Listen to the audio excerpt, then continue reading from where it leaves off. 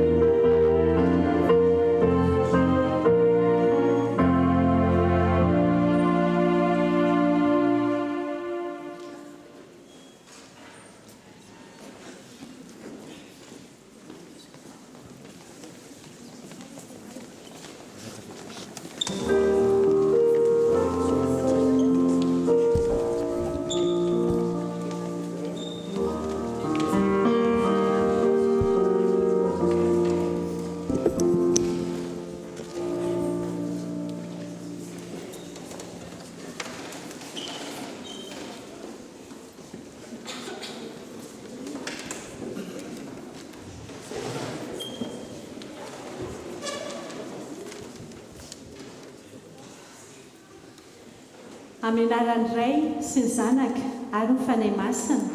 Amen. Tily indray andro ho mandrakizay, tily maharitra, mahomby, manan-kery, mandehana amin'izao herinao izao ka tanterao ny mpanomponao tsara toko fahenina andiny faefatra ambe folo Timoty faharoa toko faefatra andiny fahadimy izany no lohahevitra entinay miaraba anareo entinay tily sampana tily amin'izao alahady fanokanana ny taom-panabeazana 2024-2025 ary tondranam-bavaka azy ireo koa iaraitsangana isika idera ny tompo amin'ny salamy fahaenina amby roapolo amin'ny zato firana fiakarana fony Jehova nampody any Ziona avy tamin'ny fahababony dia taka izay nanonofy isika fa izay dia feno hoe ny vavantsika sy fiobiana ny lelantsika dia natao tany amin'ny jenikisa hoe zava-dehibe ny nataon'i Jehova ho an'ireny eny zava-dehibe ny nataon'i Jehova ho antsika ka faty afaly isika tanterao Jehova ny ampodinanay any fahababony tahaka ny fiverenilika avy any amin'ny tany atsimo izay mamaky amin'ny manina dia hidinja fitaliana mandeha mitomany mitondra ny voafafiny izy fa hiverina mitondra ny amboarany amin'ny fiobiana kosa amen ho toy ny fiderana dia ataontsika ny hira FFPM 171 andiny voalohany sy faharoa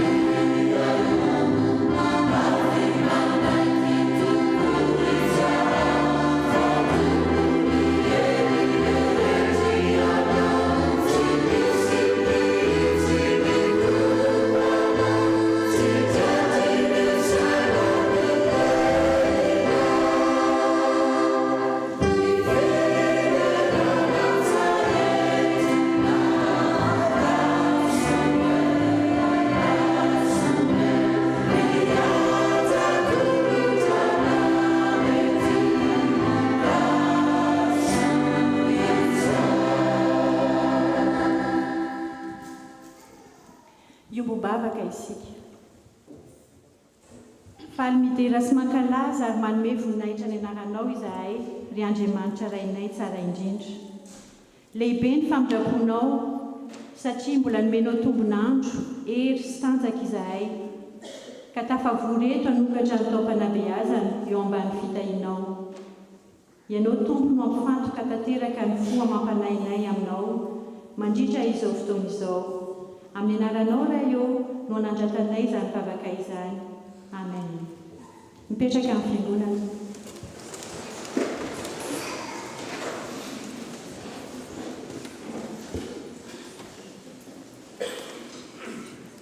Ianao mpanajana ny sitrapon'Andriamanitra isika.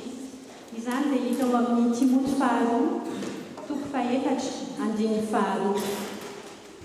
Amin'ny anaran'ny Tompo.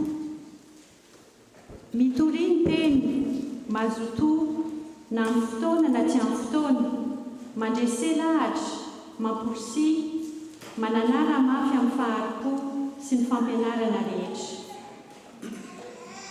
Ry havana, manoloana izany sitrapon'Andriamanitra izany dia tsy tanteraka isika, tsy natanteraka izany isika ka aoka nantona ny Tompo sy iaiky ny fahotarantsika eo anatrehany. Iaraka hivavaka isika. Ry Andriamanitra tsy toa, mpamorona sy mpanafitra, tsy natanteraka ny sitraponao izahay, variana tamin'ny fiainana andavanandro ka tsy nijery ny hafa, tsy nampielo vaovao mahafaly, babo ny ota izahay. Mamelany elokairo Tompo malala, diovy izahay ho afa-pahotana ary homendrika ny fitiavanao lehibe. Ampianary izahay hiresaka aminao, mba ho raisinao sy henonao izay zavatra angatanay. Amin'ny anaranao irery ihany no anaovanay izany vavaka izany. Amen. Anamafy ny fekena heloka isika ka anao ny hira mamela heloka isanandro. Oh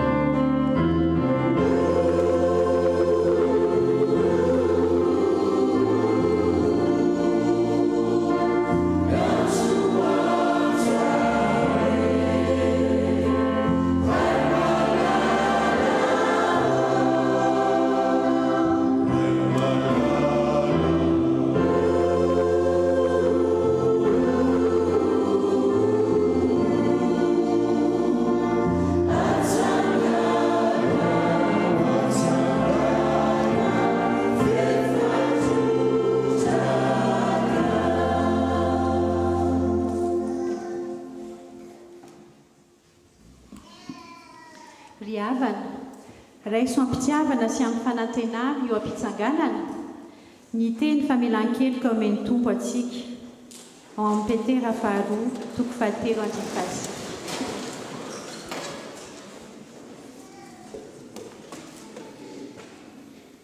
Ny tompo tsy mahela ny teny fikasany araka izay ataony sasany no fahelany, fa maharo-po aminareo izy ka tsy nisy overy fa mba ho tonga amin'ny fibebahana izy rehetra. Voavelany elokareo noho ny anarany masina miderany tompo. Hiderany tompontsika amin'ny feno fiderana.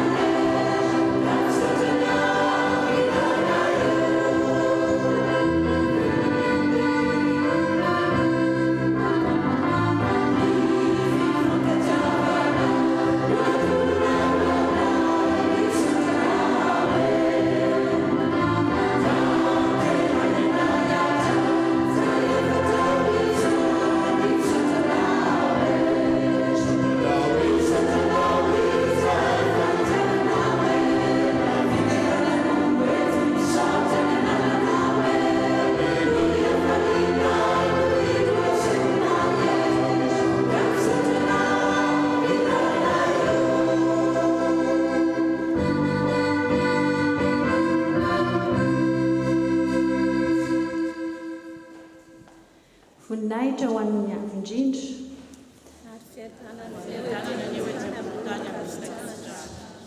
Mipetraka ny fiangonana.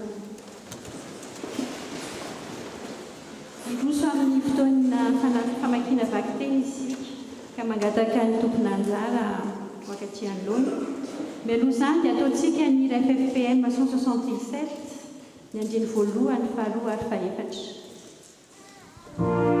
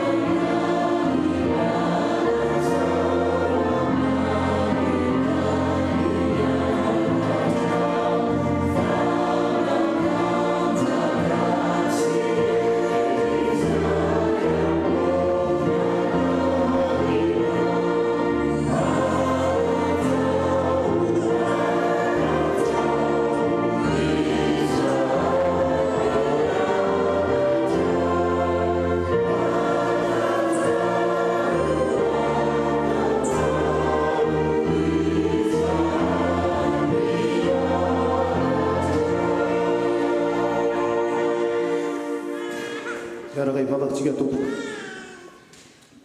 Misaotra anao zahay ry Andriamanitra ray ny tsara indrindra. Misaotra anao zahay no ny famondraponao aminay tsy tapaka isan'andro. Nomenao tombonandro fahasalamana hery sy tanjaka ka mbola afaka midera sy mankalaza ary manome voninahitra ny anaranao indray. Misaotra anao zahay satria navelanao ny elokay. Tsy tonga iantsony marina tokoa ianao fa izahay izay mahatsiaro ny adisonay ka nifona taminao. Ankehitriny dia amaky ny teninao zahay. Ianao anie no hiteny amin'ny vavandro mpanomponao izay amaky izany mba tsy hisy ore afa-tsy ny teninao ihany ary sokafo ny maso-panahina tsirairay avy mba haizanay mandray izany teninao izany, mba tsy handalo fotsiny aminay ihany izany fa mba hitoetra tanteraka aty anatinay. Dia amin'ny anaranao irery ihany nanaovana izany vavaka izany. Misaotra Tompo. Amen. Je vous invite à lire Isaïe 53, versets 10 à 11. Isaïe 53, versets 10 à 11. Au nom de Jésus, mais le Seigneur donne raison à son serviteur écrasé, et il a rétabli celui qui avait offert sa vie à la place des autres. Son serviteur aura des enfants, et il vivra encore longtemps. Par lui, le Seigneur réalisera son projet. À cause des souffrances qu'il a supportées, il verra la lumière, il sera rempli de bonheur. Mon serviteur, le vrai juste, rendra juste à un grand nombre de gens, parce qu'il s'est chargé de leurs péchés. Nous poursuivons la lecture dans Hébreux, chapitre 4, du verset 14 à 16. Hébreux, chapitre 4, du verset 14 à 16. Au nom de Jésus. Nous avons un grand prêtre puissant qui est arrivé jusqu'à Dieu. C'est Jésus, le Fils de Dieu. Alors, gardons solidement ce que nous croyons. Le grand prêtre que nous avons est capable de souffrir avec nous de nos faiblesses. En effet, comme nous, il a été tenté en toutes choses, mais lui n'a pas péché. Approchons-nous donc avec confiance du Dieu puissant qui nous aime. Près de lui, nous recevrons le pardon, nous trouverons son amour, et ainsi il nous aidera au bon moment. Amen.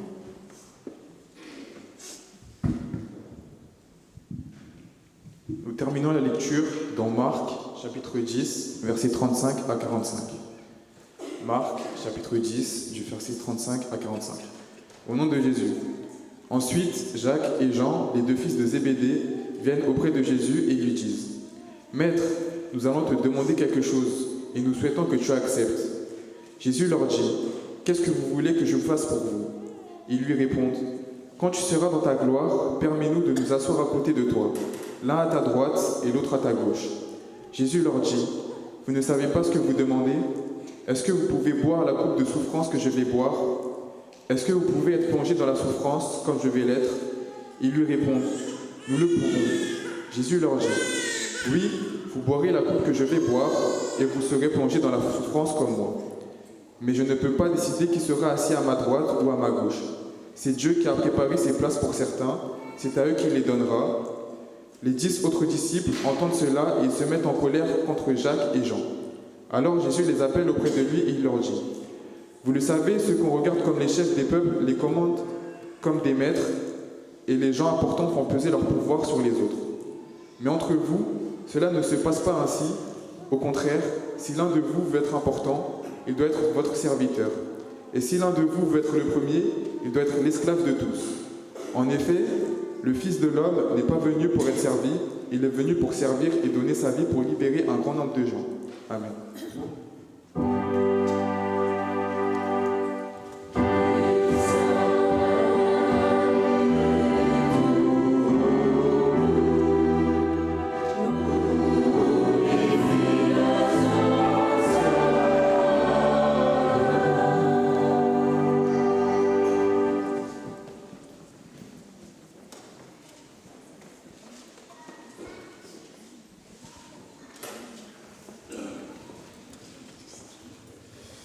dia mbola ampitomboina aminareo atraniny ny fahasoavana mampiadanana avy amin'Andriamanitra raitsika sy Jesosy Kristy tompo amin'izao alahady natokany fiangonana anikafana ny tao mpanabeazana eo anivon'ny sampana tsily eto amin'ny FPMA ka tia fifaliana ny arabana ireo zanaksika reo mpanabe reo beazina ary indrindraindrindra reo ray aman-dreny ao anatiny zany taona fanabeazana izany amin'izao fotoam-pivavahana izao zay ankalazantsika n'Andriamanitra koa tilindray andro ho mandrakizay maharitra mahomby manan-kery troisième zany ahoana izy tilindray andro aferena ary miaraka aminy tilindray andro ho mandrakizay allez répéter après moi tilindray andro ho mandrakizay maharitra mahomby manan-kery maharitra mahomby manan-kery scout un jour scout toujours allez-y scout un jour scout toujours influent impactant et fidèle influent impactant et fidèle totanteraka aminareo tokoa ny izany afatry ny teny faneva ny fahazato taona ny tily malagasy izany dia tsy nono eo akavanany sea hoe ho aminao aneny fiadanana zany fanao ny tily ho aminao aneny fiadanana na reo zay tsy tily koa raha manao zay ho aminao are sely fiadanana za teny manokana mihitsy tena hoe aoko faly mihitsy reo zay nanao tily ny tena koa dia tsy mba nanana an'izay fahasoavana nanao tily zany dia misaotra an'Andriamanitra mahita anareo afaka manao an'izany moi j'ai pas eu ce privilège ce bonheur d'intégrer le tyle quand j'étais jeune et en vous voyant nombreux comme ça je suis vraiment fier du Seigneur, fier de l'Église et fier de vous. Mandehana amin'izao herinao izao ka tanterao ny fanontonao. Je rappelle qu'il y a la traduction simultanée, il y a Tati Mampioun qui est là, qui fait la traduction avec le Zoom. Mais entre-temps, j'essaie quand même de parler en français parce que je sais, c'est très difficile d'avoir le... C'est pas que c'est très difficile, mais souvent on n'a pas le réflexe de mettre nos écouteurs. Mandiana am'izao herinao izao ka tanterao ny fanontonao. Mialohan'izay dia hivavaka isika. Avant tout ça, je vous invite à la prière.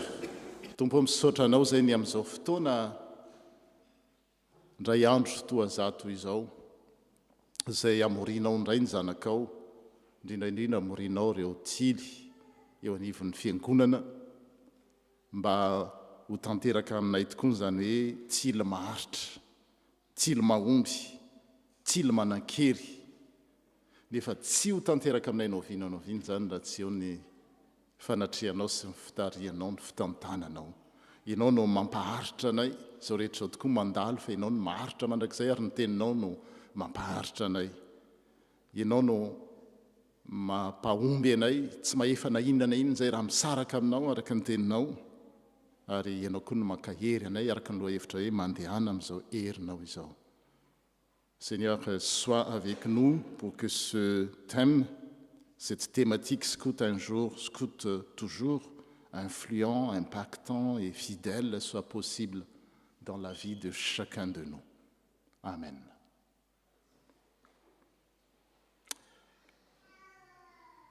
Olona anankiroa no nietefan'ireo teny zay natambatra ho lohahevitry ny tily fahazato taona ny tily malagasy.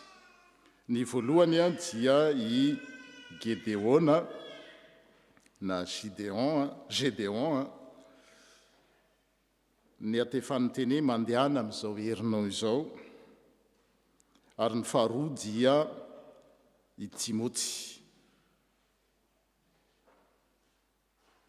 Izay no naroso zany sy ametrahana ny afatra ho antsika anio. En fait, le thème choisi pour le 100e anniversaire du scout malagasy est une combinaison des deux versets, comme j'ai annoncé dans la salle annexe, Le premier verset, c'est dans Juge 6, verset 4. Va avec la force que tu as. Et le deuxième verset, c'est dans 2 Timothée 4, 5. Mais toi, fais preuve en toutes circonstances. 3 points de suspension. Remplis bien ton rôle de prédicateur de l'Évangile. Accomplis pleinement ton ministère. Dia hojerentsika ny zava-niseho voalohany tamin'ny Gideona zany, raha naniraka ny anjely laza izany teny zany Andriamanitra, dia tsara ihany no mitadidy zany ny zavatra niseho. Niatrika olana goavana ny zanak'Israely teo anoloana ny fanafian'ny Midiana. Midiana zany fahavalony zanak'Israely. Ka manoloana zany fanafiany zany dia tsy maintsy nitady fomba, tsika miteny paikady na stratégie i Gideona mba ahafahana mihoatra izany olana izany. Le olana dia zao voalohany olana ara-pivavahana na hoe olana ara-moraly. Nanao zay ratsy teo imason'Andriamanitra ny zanak'Israely. Ary izay foana zany rehefa misy olana eo amin'ny tontolo anankiray na fireneny io na fianakaviana io na sampana io na fiangonana, dia zao raha vao miataka amin'Andriamanitra izy dia tonga avy hatrany ny olana voalohany dia tsy misy fandriampahalemana intsony ao amin'izany fireneny zany na zany fiangonana zany na zany vondrona izany. Ary efa tsy misy fandriampahalemana dia tonga koa ny olana maro samihafa zay ateraka izany dia olana ara-tsakafo. Ary izay nahatonga andry Gideona hoe miafina tany amin'ny tany fa miazam-boaloboka izy mba ohatrany hoe mitoto vary zany. Raha jerentsika ny teny ao amin'ny Pitsara 9 mba halalantsika ny zava-niseho zany, manamafy an'izay dia hitanareo ao amin'ny fafana zany hoe nanao zay ratsy teo mason'ny tompony zanak'Israely, araka ny voalazako teo. Vokany natolotry ny tompo eo an-tanan'ny Midianita nandritry ny 7 taona izy.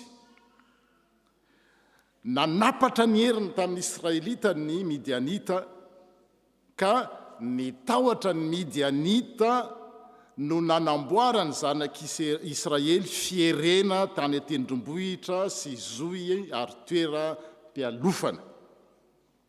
Rehefa namafy zany hoe miseme zany mamboly ny Israely, dia niakatra hanafika azy ny Midianita sy ny Amalekita ary ireo zanaky ny atsinanana. Dia tsambikina kery amin'ny andiny manaraka hoe rehefa nanafika izy ireny dia nitondra ny omby amanondrony sy ny tranolainy niaraka taminy, ka ny fiheviany dia tahaka ny valala marobe.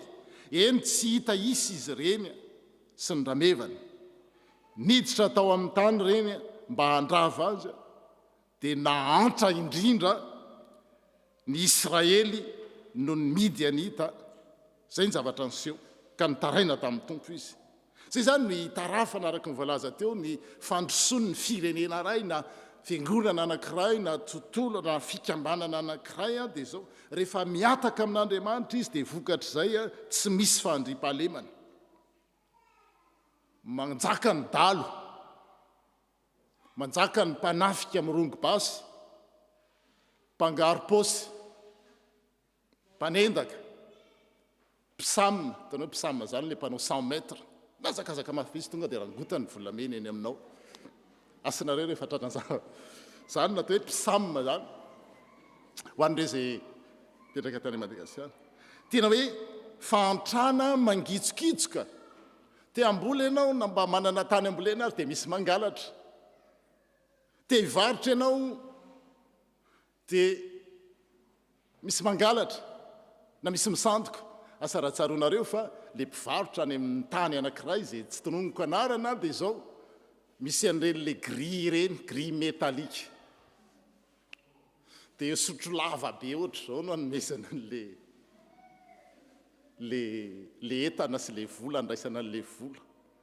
dia rehefa tonga ny areta mandringana covid dia mbola misy maska azany hoe zany hoe tena tsisy fandriampahalemana ahoana moa no androsoana amin'izany ho an'ny mpitantitra zay anisany anao an'izany manana fiara ianao zany na camion na bus ohatran'izany dia tsy maintsy asiana gris ny jiro fa misy mangalatra tsy maintsy asiana gris ny batterie fa misy mangalatra tsy maintsy asiana gris ny que sais-je encore ny demi-arbre fa misy mangalatra misy ny dynamafy reny réservoir reny fa misy misifone rehefa tsisy fandriampahalemana manjaka ny alatra sy ny dahalo dia zay no vokany zay fa ny vokany zany fiatraikan'izany fa ny tena ny andohany dia le fiatahana amin'Andriamanitra ohatran'ireto zanak'Israely reto nefa talohany izy niaraka tamin'Andriamanitra tsisy nikitikitika azy mihitsy nisy ngeza be tahaka andry Goliata reny fa vato kely fotsiny dia nampenjera sy nampidaraboka azy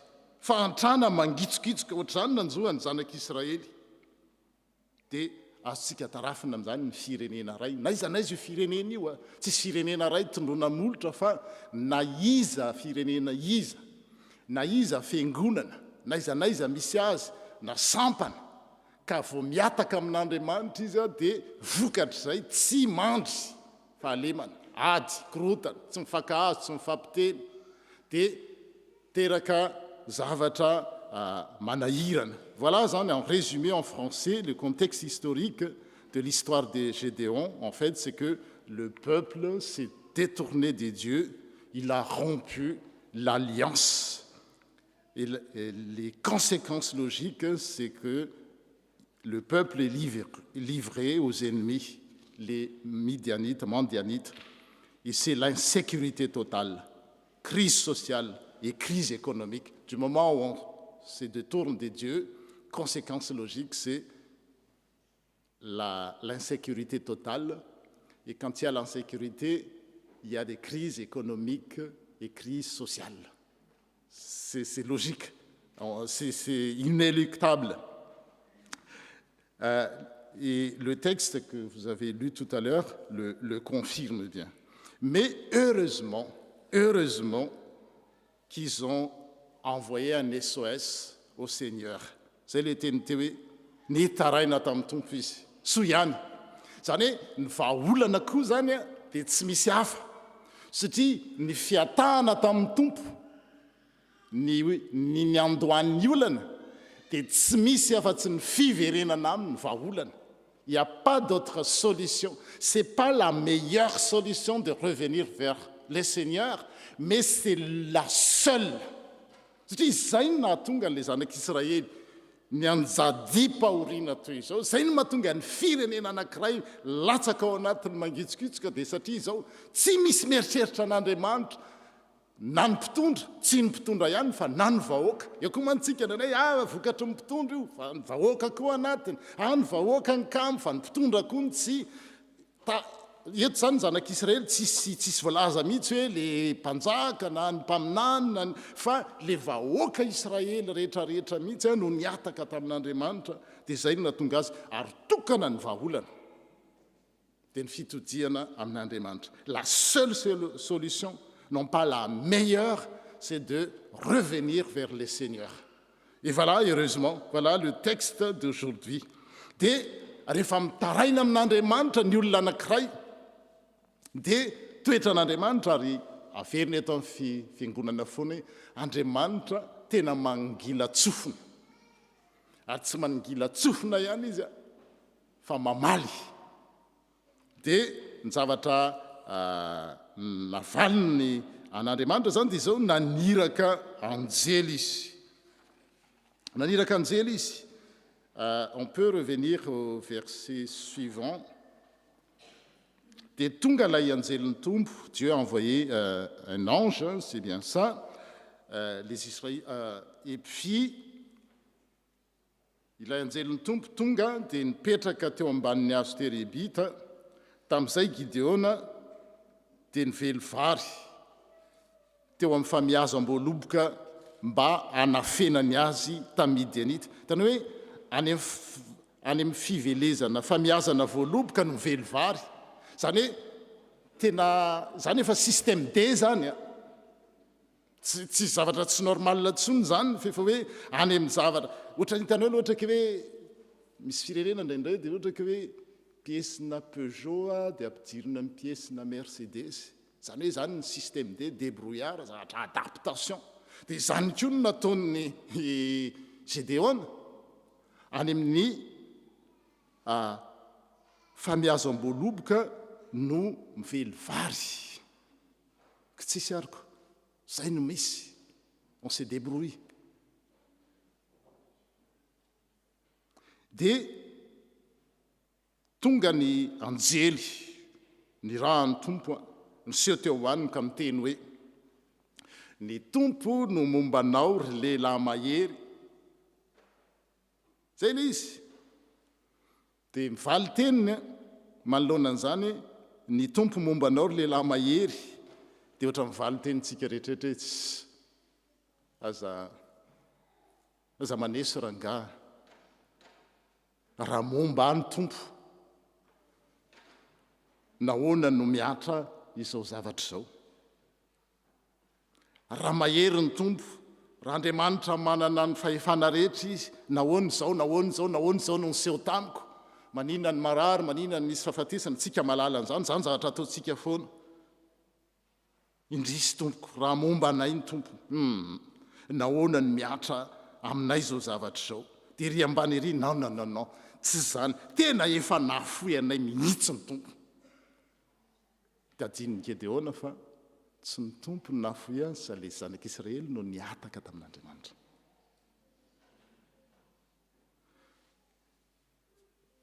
dia nitodika nijery azy ny tompo tamin'ny alalan'ilay anjely ka niteny hoe mandehana amin'izao herinao izao va avec la force que tu as ka vonjeo amin'ny tanan'ny Madianita ny Israely va avec la force que tu as et délivre le peuple de l'alliance dia zay le lohahevitra teo dia misy fonoteny dia teboka telo voilà le thème mais ça m'a interpellé dit va avec la force que tu as 3 points de suspension accomplis ton ministère et je ne sais pas si c'est pour vraiment susciter notre curiosité ou c'est vraiment un oubli volontaire mais le cœur de l'histoire le cœur de la réussite de Gédéon c'est le verset qui n'est pas cité mais qui est sous-entendu dans les 3 points de suspension vous savez lequel zany maniraka anao mandehana amin'izao herinao zao io man tsy alaitsika foana mandehana amin'izao herinao zao dia le olona mieritreritra bokinozatra be matanjaka dia andeha zany fa adintsika ny vaky teny eo fa zao ny tenin'ny Gideona fanaotsika koa rehefa irahan'Andriamanitra tsika ampanaovan'Andriamanitra zavatra dia mijery hatrany tsy misy mijery foana ny fahakelezana mijery ny tsy fananana vous pouvez le voir hein? On regarde toujours ce qu'on n'a pas on regarde notre petitesse indrisy tompo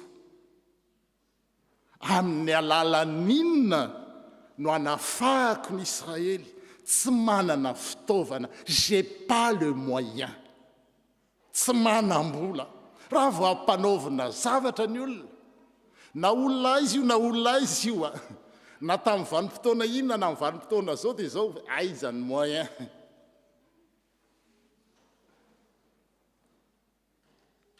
j'ai pas le moyen ça n'a pas été budgétisé alors on laisse tomber voalohany zay premier point il voit qu'il n'a pas le moyen faharoa ny ankohonako ny kely hery indrindra eo amin'ny fokony Manase tsy mahalala olona zay mantsy ny foko tamin'izany fotoan'izany misy ny foko Manase dia misy famille maromaro mitambatra ao dia misy famille matanjaka dia misy famille eo an-tenatenana dia misy le tena fadiran'ovana dia izy zany le tena le tsinitsinina le tsara baina tsy haiko izay volokodiny na manahoana na fetafiny na hoana fa reo le atao tsinitsinina zay mampahantra n'le firenen'ireo koa zay mampahantra ny fiangonana zay mampanasara vao misy manavakavaka hoe misy foko indraindraina misy olona indraindraina misy vondrona indraindraina fa misy ny sasany ery ohatrany hoe atao akilabao tsy jerena kory ary dia Gideona anisan'ireo le nieritreretina ho tsinitsinireo le ato efa manana ny fomba kodiny izy na ny fiakanjo na ny fomba fiarabana na ny fomba fijery na ny fomba fihinana dia ry Gideona le ho anisan'le olona le tena hoe eritreretina hoe tsinitsinina dia tena nanamarika ny Gideona zay nitaizana azy zay teo fitotoana napetraka foana zay zavatra zay hoe tsinitsinina ianao et t'es rien tu ne vaux rien zay ny tao amin'ny mindset. Voilà ce qui est dans le mindset de Gédéon. Il n'a pas de moyens. Il est issu d'une tribu qui est minable, insignifiant. Fahatelo izao no kely indrindra ao amin'ny ankonany raiko.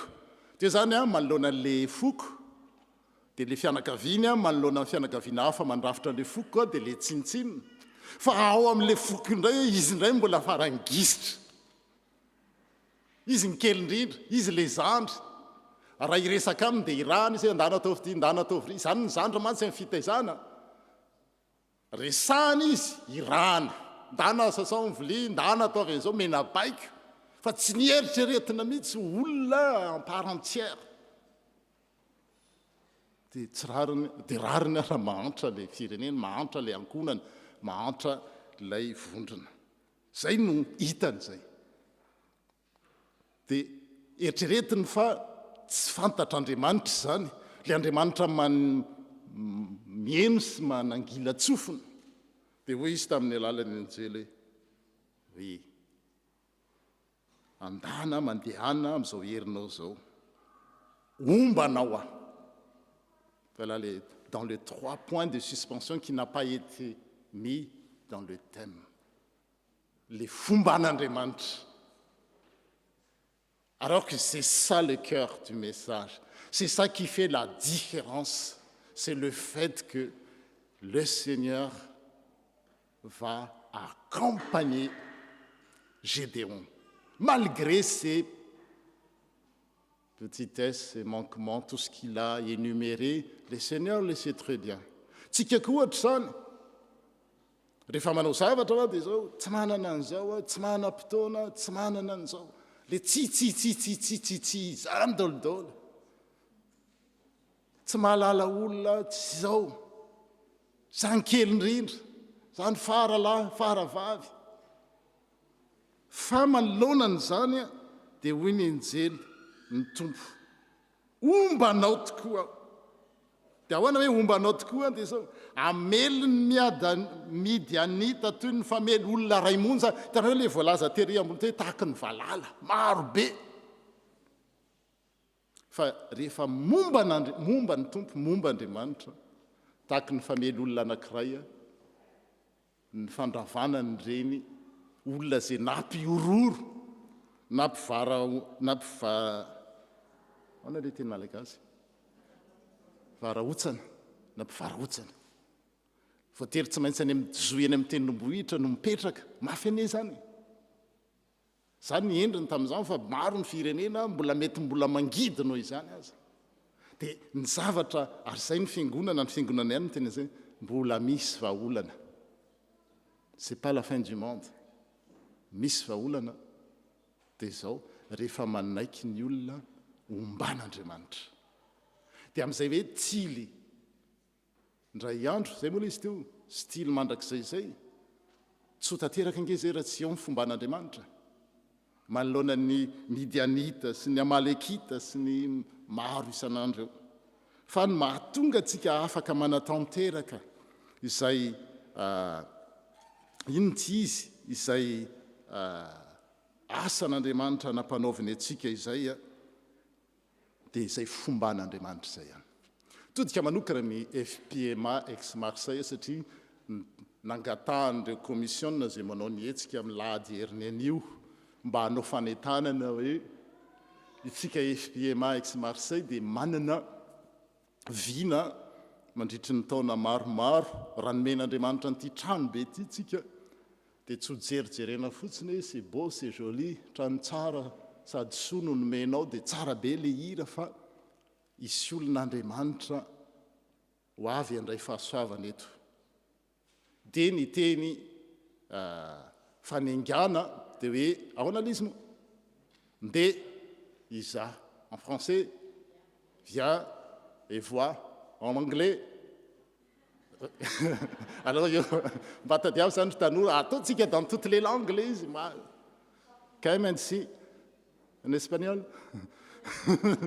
misy ao misy an'izany misy akizitsika eo manao an'izany ataonao allemand dia manao an'izany fa nahoana zay no zako hoe manakare-pahasoavana le fiangonantsika fa ny mampalahelo dia zao tahaky ny trambo malala trambo nareo ny trambo dia marobe ny tanany atsona aminy hoe fa mandady izy comme les 1000 pattes les pattes il y en a 1000 mais la rampe dia zay tsika fiangonan'Andriamanitra hoe manana an'izay vina izay hoe andao ndeha izan'inona izany herin'Andriamanitra satria Andriamanitra no nanao an'izao zavatra ary mbola hanao zavatra lehibe lavitra noho izao ary izay le toy le anina dia mila tsika mitaonan'izay hoe ndao dia le famorim-bola zay atao amin'ny heriny io dia afahantsika manatanteraka an'izay vina izay hoe ndeha iza an'Andriamanitra dia rehefa atsoina isika amin'izany famorim-bola zany dia manao ohatra nke dia hoana zany hoe tsy manana moyen zany hoe tsy manam-bola zany hoe misy dia eritreretina hoe tsy fantatr'Andriamanitra zany zany hoe tsy malala olona zany hoe farany kely indrindra zao ny budget zao ny miditra amiko kanefa tena izay mihitsy no anehoan'Andriamanitra hoe miasa izy satria raha ohatra ka feno manana vola be tsika manoatra an'izao dia ireharetsika hoe sika zangeny nameny io ary zay no mahatonga n'le hoe le ivony le teny teo dia izay fomban'Andriamanitra Andriamanitra mampanantena fa ombatsika mandrakariva mandrakizay Dieu promet qu'il nous accompagne il y a une promesse de Dieu qui fonde notre promesse de don fa izy ametretra tena hoe anana assuré raha manana antoka hoe raha manome an'io a zay nge le hoe promesse de don hoe manao fampanantenana satria Andriamanitra nampanantena taloha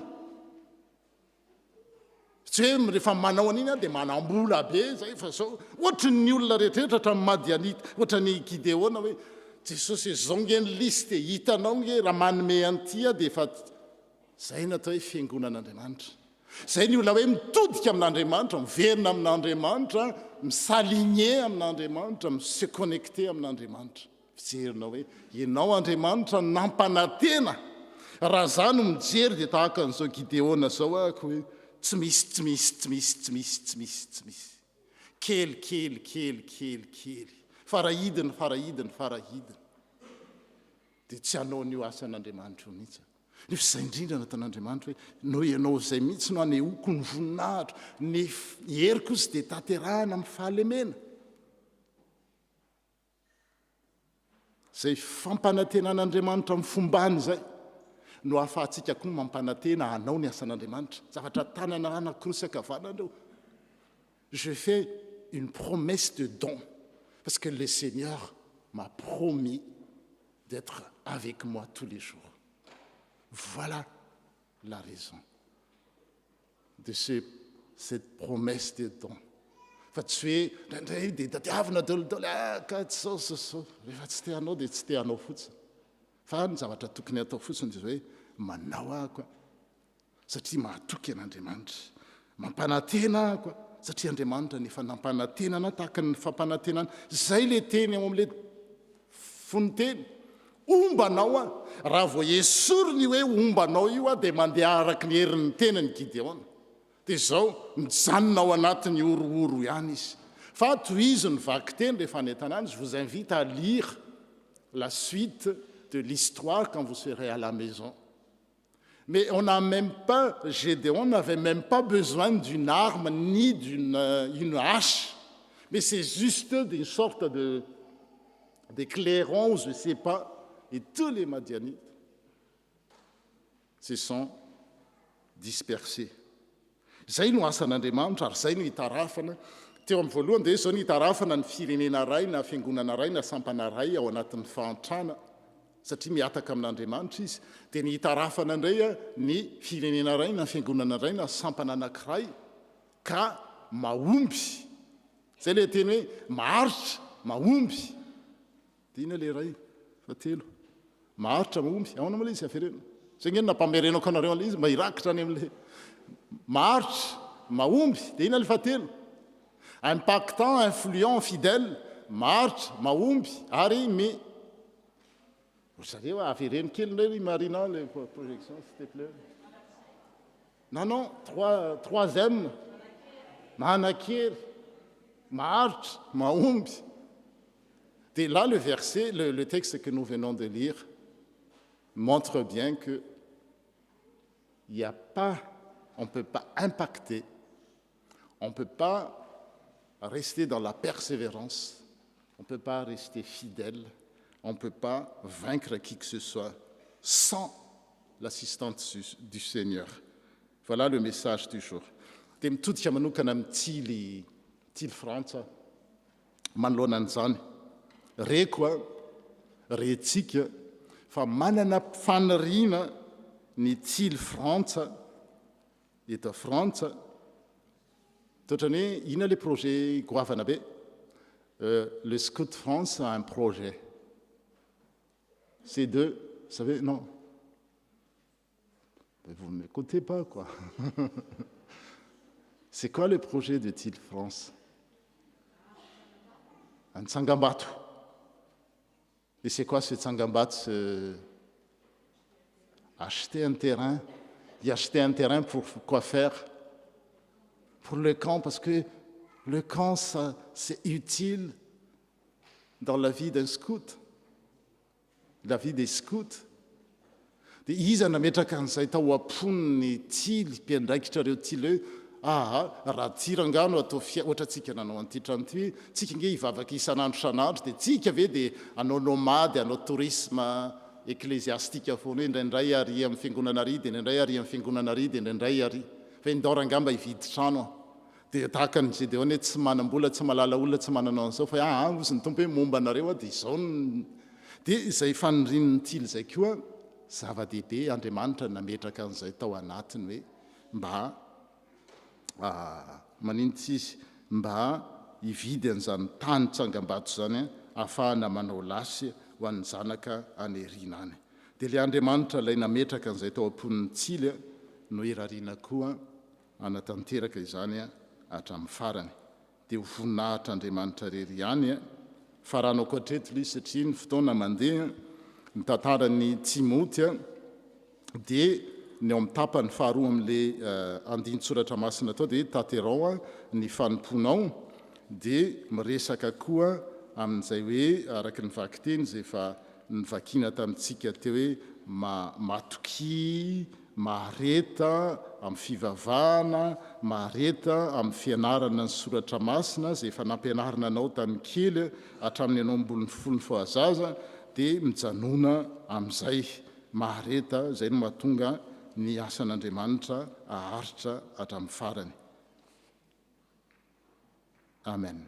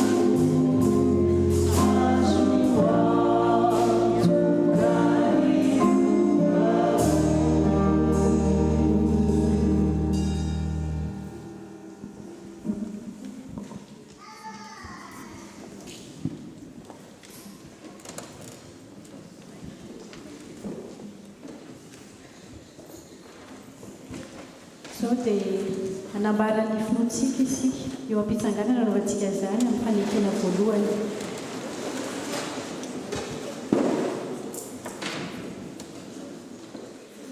Mino an'Andriamanitra raitsoa mpanao sy ny tany ao ary mino Jesosy Kristy natokana tolotsika izay nitorotolona tamin'ny fanahy masina nateraky Marie Virgile nijary manampy ary Ponte Pilato nobonana tamin'ny azo fijaliana marika naleviny idina tany amin'ny fiaina tsy hita nitsangana tamin'ny mary tamin'ny andro fahatelo niakatra ho any an-danitra mipetraka ao ankavanan'Andriamanitra raitsoa avy any an-dreninsara avela sy ny maty mino ny fanahy masina ao ny fiangonana masina manena an'izao tontolo izao ny fiombonana olona masina ny familan-kely ny fisanganan'ny tena maty ary ny fiainana mandrakizay amen.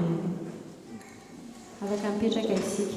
Izao dia hiroso amin'ny fanokafana sy ny fanekena mitily.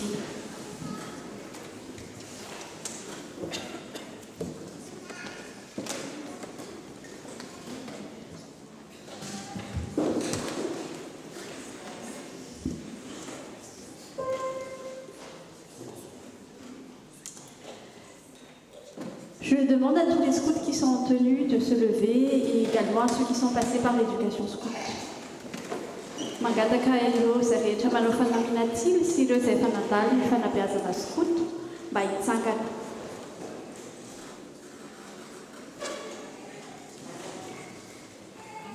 Tandremo tily hatrany hatrany.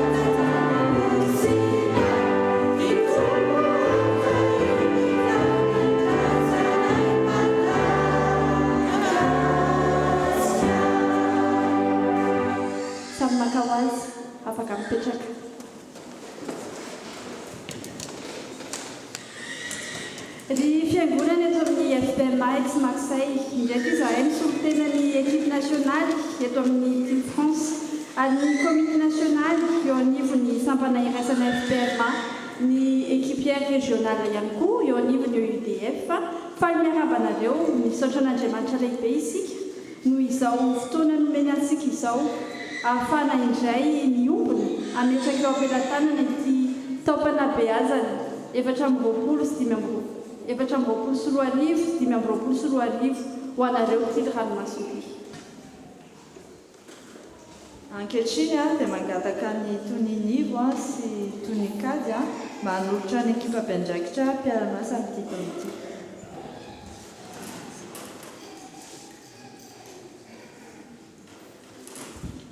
Je vais appeler les responsables pour cette année, les responsables d'unité qui vont présenter son équipe.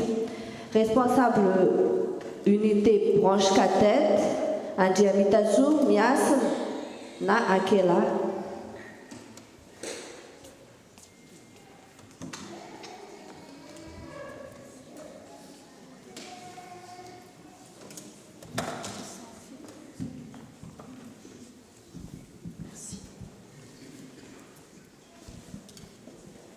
Bonjour à tous.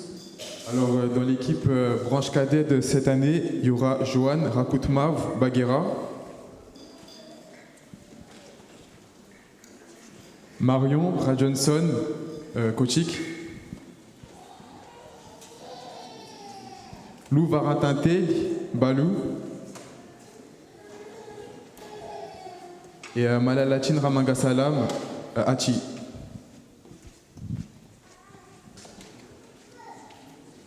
Responsable d'unité branche moyenne, Ravelson Nassarik.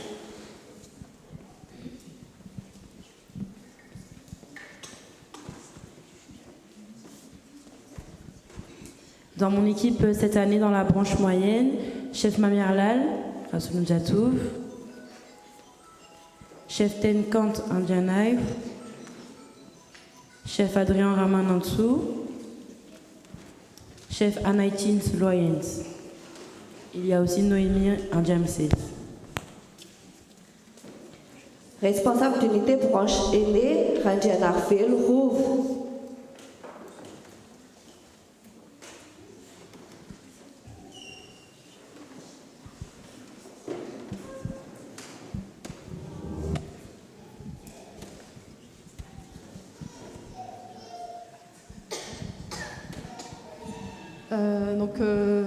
Mes collègues scouts, il y a Adrien avec moi qui est aussi RESP BM.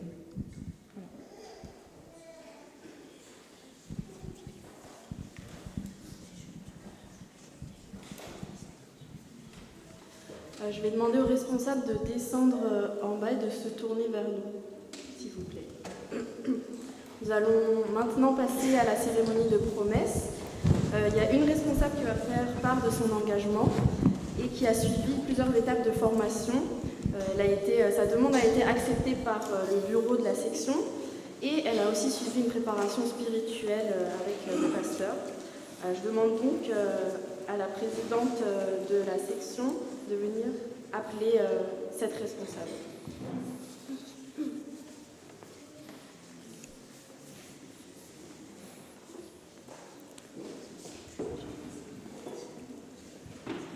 J'appelle Ramanga Salam à Malalatine.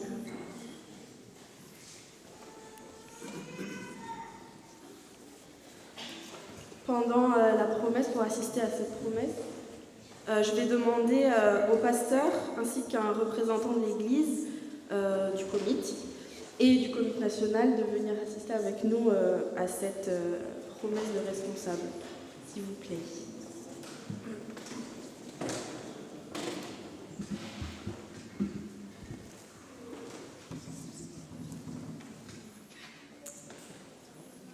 Si suit le déroulement de la promesse, la responsable qui va faire sa promesse se tournera vers l'autel et fera le grand salut lorsqu'elle récitera son engagement.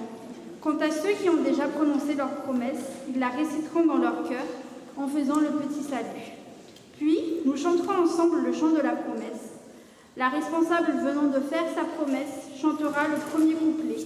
Ensuite, nous entendrons ensemble le refrain et les 3 autres couplets. Je demande à l'Assemblée de se lever.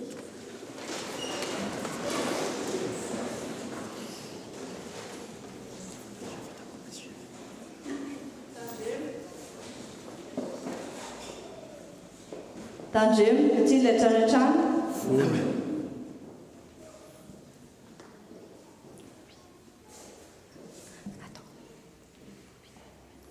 Chers responsables Malalatine, Ramanga Salam,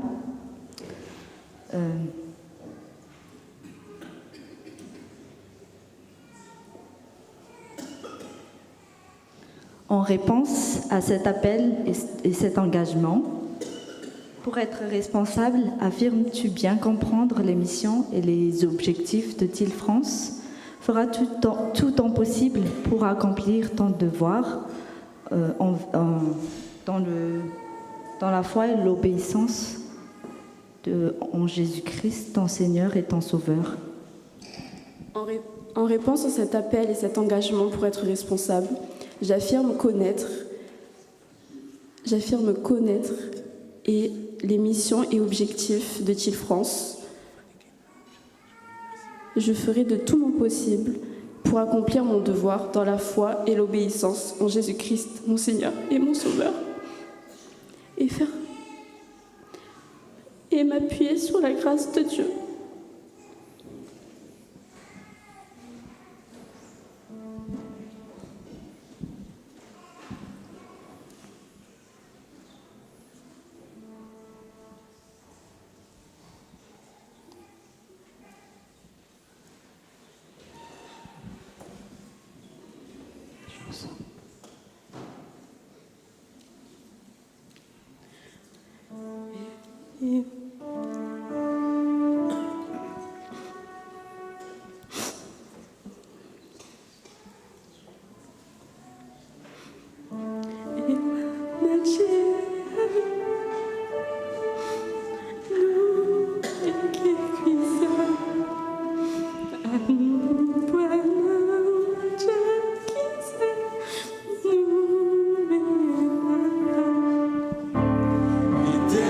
Nascer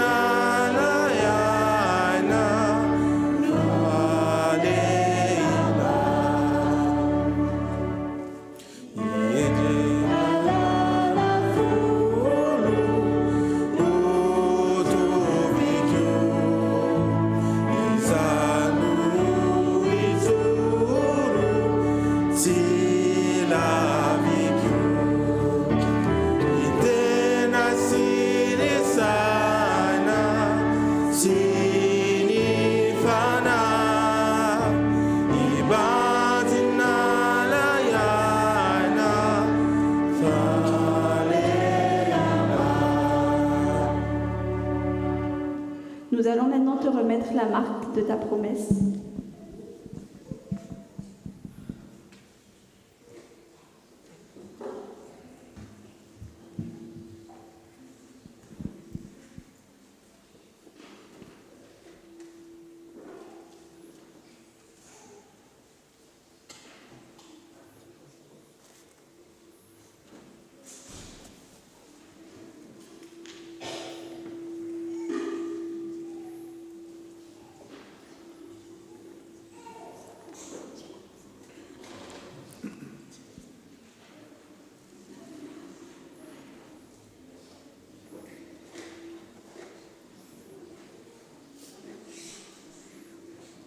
Au nom de toute l'équipe nationale TIL France, nous te félicitons pour cet engagement.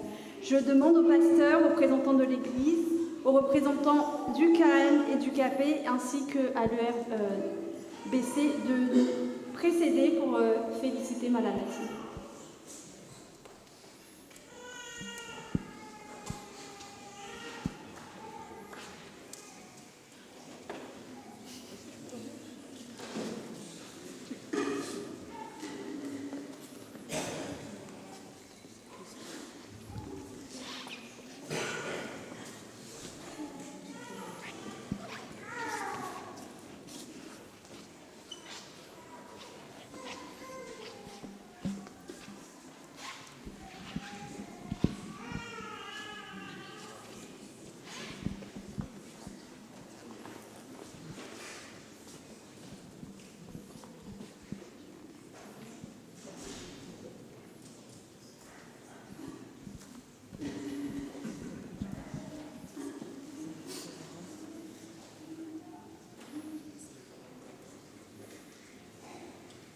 Je demande au pasteur de porter en prière Malalati pour sa promesse, ainsi que l'équipe de responsables. Tsahirina ny zavatra kendren'ny tily malagasy dia azo fangona karazana randra telo tokotelo mamasan'andro mitaiza sy manabe ho vavolombelon'i Jesosy Kristy ary ny tanora olombanona eo amin'ny nivon'ny firenena izay misy azy ary hoandrin'ny fianakaviana ireo zany fianakaviana fiarahamonina ary vavolombelon'i Jesosy Kristy amindreo anankiroa reo ary izay no nanaovan'ny fanekena teo ary izay koa no hitondrana any Malalatiana ambavaka sy hitondrana koa ireo mpiandraikitra rehetra mivavaka sy qui vous invite à la prière. Seigneur, merci pour ce moment, ce privilège que tu as accordé à ta servante Malalatine de promettre, de s'engager en tant que responsable au sein du scout TIL Oran Massoumbe. Seigneur, comme tu lui as rappelé lors de l'entretien, à part l'obéissance à ta parole suite à une lecture assidue, et aussi tu lui as aussi donné un moment de prière. Tout ça c'est indispensable, la conduite du Saint-Esprit, mais aussi tu lui as donné un moyen, un instrument sans lequel elle ne peut pas accomplir ses engagements, à savoir son corps, qui est le temple du Saint-Esprit. Nous te demandons, Seigneur, de l'aider pour qu'elle puisse entretenir son corps, son premier instrument, à part les trois autres indispensables, qui est la prière, la lecture de la Bible, ainsi que la conduite du Saint-Esprit, qu'elle met en priorité l'entretien de son corps. Et aussi, tu lui as donné aussi, et que tu donnes aussi à lui la force de convaincre. Parce que comme toute éducation, comme tout encadrement, nous n'avons que la persuasion comme moyen. Jamais les contraintes, jamais la manipulation, mais nous avons un moyen que la persuasion. avec l'aide de ton Esprit Saint, mais aussi l'exemplarité. On ne peut pas demander aux autres de le faire si nous-mêmes, nous ne le faisons pas. Tout ça, Seigneur, nous le mettons entre tes mains, que tu l'accompagnes dans tout ce qu'elle entreprendra pendant toute sa vie, et surtout, particulièrement, au sein du scout. Nous profitons aussi de l'occasion de porter en prière tous les responsables. Ils ont répondu à ton appel. Tu sais mieux que quiconque qui sont comme Gédéon, qui ont toujours tendance à voir ce qu'on n'a pas. Mais justement, tu promets aussi que tu nous donnes aide et assistance par ton Esprit Saint.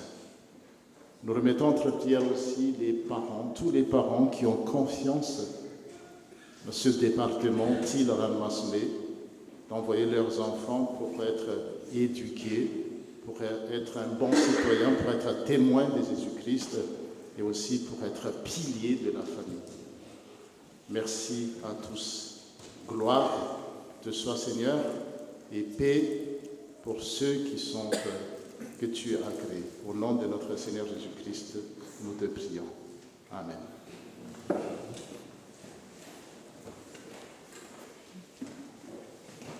Afaka mipetraka amin'ny fiangonana.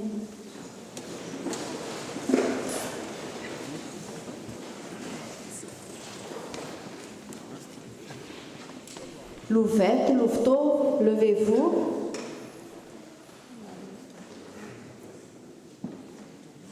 Les responsables, tournez-vous vers l'église.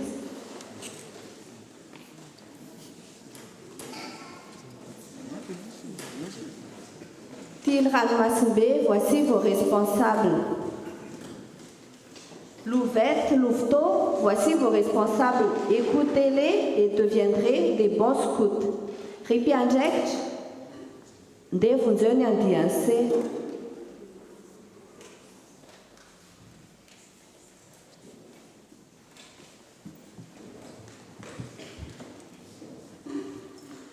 Éclaireurs et éclaireuses, voici vos responsables, obéissez-les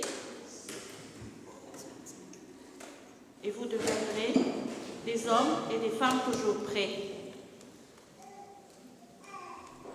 Les responsables, rejoignez votre équipe.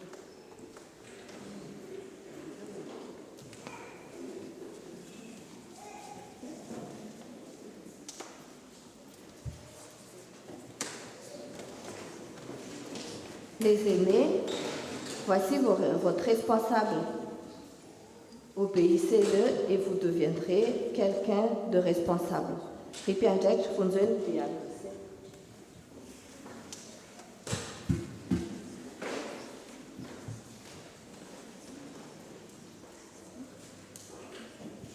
Madame Latine, nous avons un petit cadeau, toute l'équipe a un petit cadeau.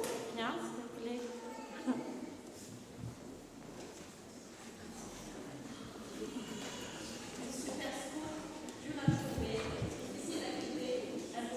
Oublié.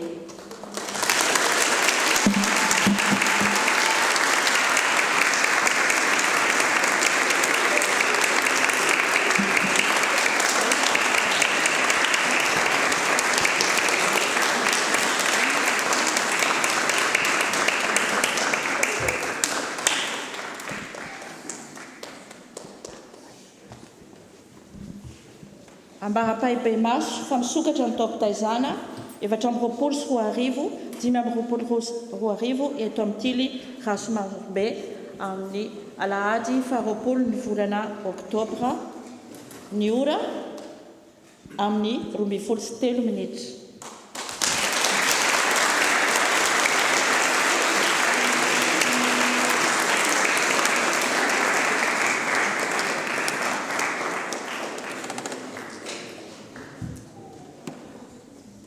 Tandremo Tily Antranatrano, voto.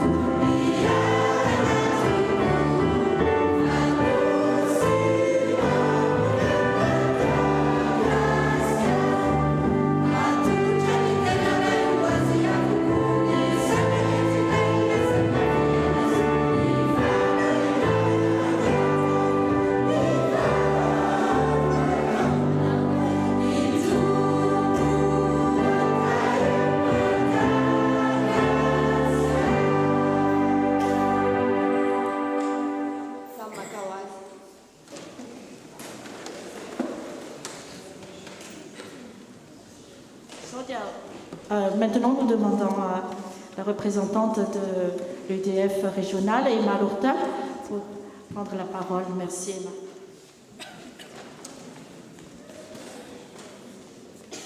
Bonjour à toutes et à tous. Merci de m'accueillir dans votre église aujourd'hui pour célébrer la promesse de Malalatine et aussi la rentrée pédagogique du groupe Océan, Marseille Océan.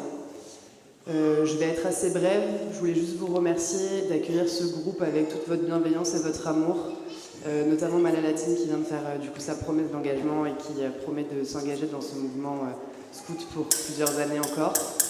Je voudrais vous remercier tous pour faire vivre ce groupe et de votre engagement au quotidien, de faire partie d'un mouvement scout avec des valeurs. Et c'est toujours quelque chose qui est assez important dans le monde dans lequel on vit.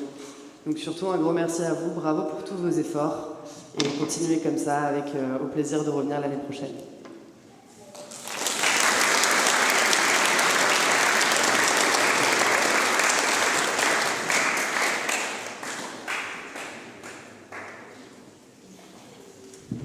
Maintenant, nous donnons la parole au représentant du comité national, Fanny Revelson.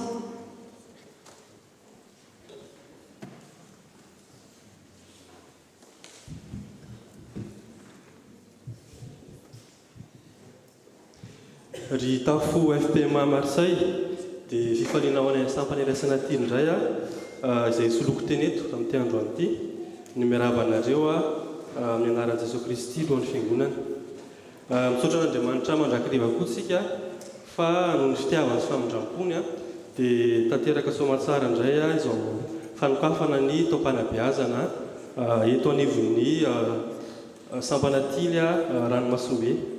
Dia misaotra amin'ny tompony koa isika fa tanteraka soamantsara ny fanekena mpiandraikitra izay noroson'ny Malalatine teo dia mbola mamerina fiarabana manokana ho azy dia ny tompony na fiaranse ao anatin'ny ady sy andraikitra izay fanentsony an'se dia ho tanteraka tokoa amin'se ilay teny soratra masina izay nozaraina teo amin'ny Timoty faharoa toko faefatra dia ny fahadimy hoe mandehana amin'izao herin'ny izao dia tanterao ny fanompony se dia ampiko an'ilay tenin'ny pasteur hoe fa ombanao ny tompo.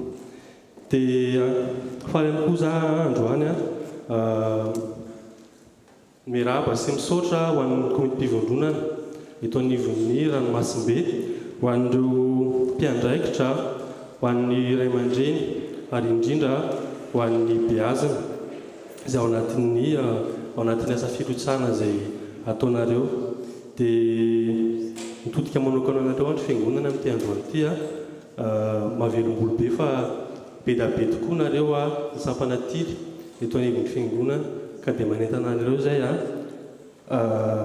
komité national ny Sampaniraisana Tily mba hanohana mandrakariva ny Sampanatily eto anivon'ny tafo izay misy anareo. Dia misaotra an'Andriamanitra lehibe koa isika fa tanteraka soamantsara ny hetsika nasionaly izay natao tamin'ny volana Jolay dia ny fankalazana ny lasy fahazado taona izay natao tany Chaponosta izay nandraisa ny fivondronana Ranomasimbe anjara mavitrika tokoa satria dia maro be ny mpiandraikitra sy ny beazinareo izay tonga tany. Dia hosaorina antsika an'Andriamanitra dia manasantsika fiangonana hitsangana. Teo manko ny fiangonana nijery fotsiny azonday fiangonana mba asiantsika mandray anjara. Dia misy fanentanana kely ity ataontsika fiangonana satria araka ny ambarako teo dia ny fitiavan'Andriamanitra sy ny fahasoavany no mbola natao izao antsika, no mbola natao izao any Sampanatily eto anivon'ny tafo FPMA Marseille. Dia ohatr'izao hoe hira kely ilay izy ataoko izany ilay izy dia samy tsara dia avy eo irahantsika manao faharoa dia fahatelo ampiarahantsika amin'ny fihetsika dia amin'ny farany miaraka manao tsika ohatran'izao ilay izy hoe ny fitiavan'i Jesosy tena tsara re. Izay moa zany tsy chorale dia mialatsiny amin'ny chorale fa ny fitiavan'i Jesosy tena tsara re, ny fitiavan'i Jesosy tena tsara be, fitiavana tena tsara be. Ohatran'izay zany ilay andiny voalohany averiko.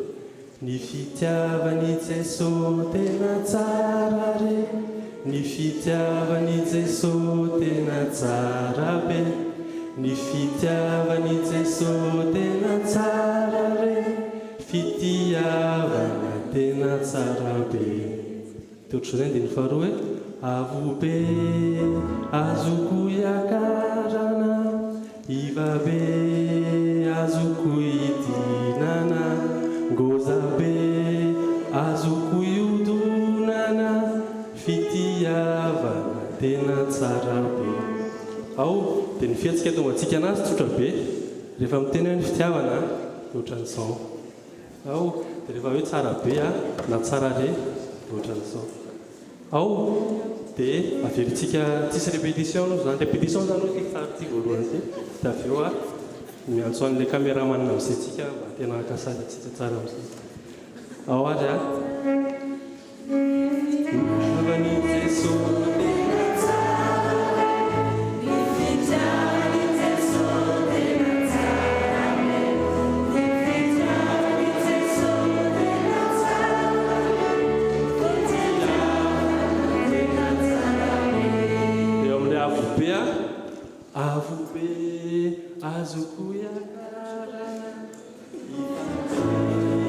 azoko idinana, ngoza be fitiavana. Ahora averintsika miaraka amin'ny fihetsika tsara amin'izay.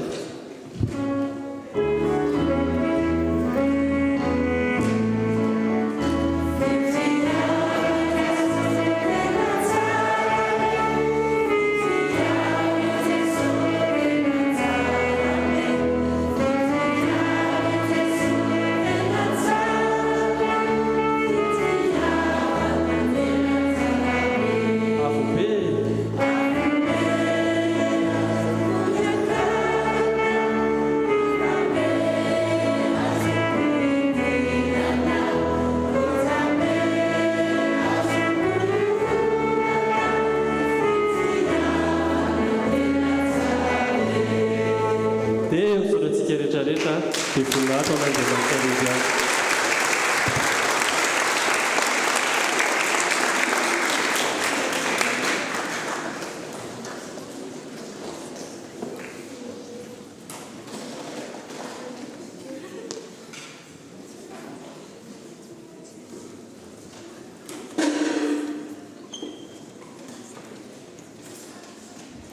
Sao dia hirosa amin'ny filazan-draharaha isika ka mangataka ny tompon'andraikitra.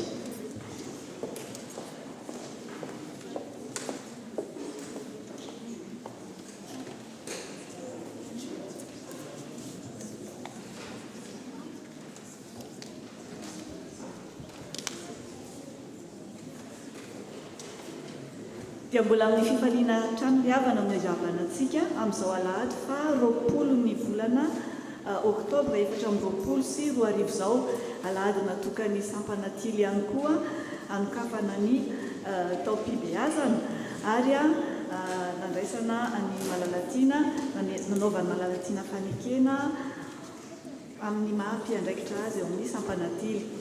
Dia miarahaba ihany koa ireo rehetra izay manaraka izao fanompoam-pivavahana izao amin'ny alalan'ny tambazotra isan-karazany.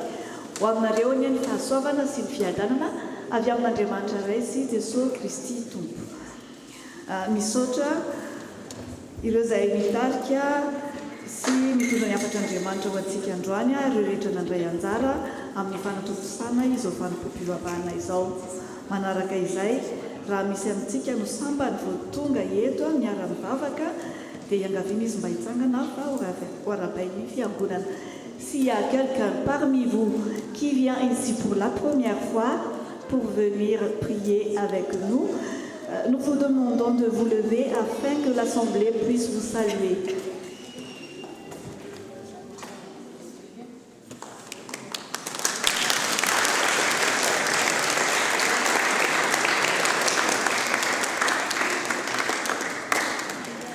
Donc, comme nous pouvons voir, nous avons quelques invités ici avec nous qui sont venus pour la première fois. Alors, l'Assemblée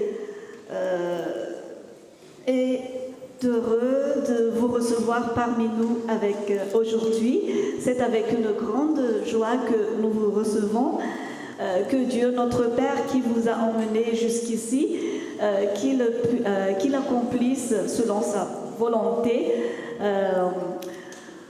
tout ce que vous lui avez demandé, et qu'il vous guide et qu'il soit toujours avec vous dans tout ce que vous entreprenez. Si vous voulez bien, l'équipe accueil viendra vers vous à la fin de ce culte pour prendre vos coordonnées afin que nous puissions nous correspondre. Merci.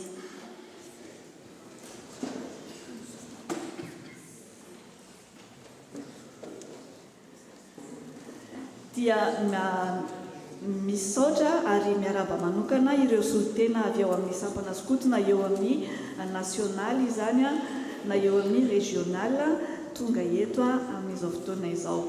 Ny fandaharam-potoanantsika manaraka kosa dia tsy misy fiovana, ny fanombohana isaky ny amin'ny folo sasany isaky ny alahady, ary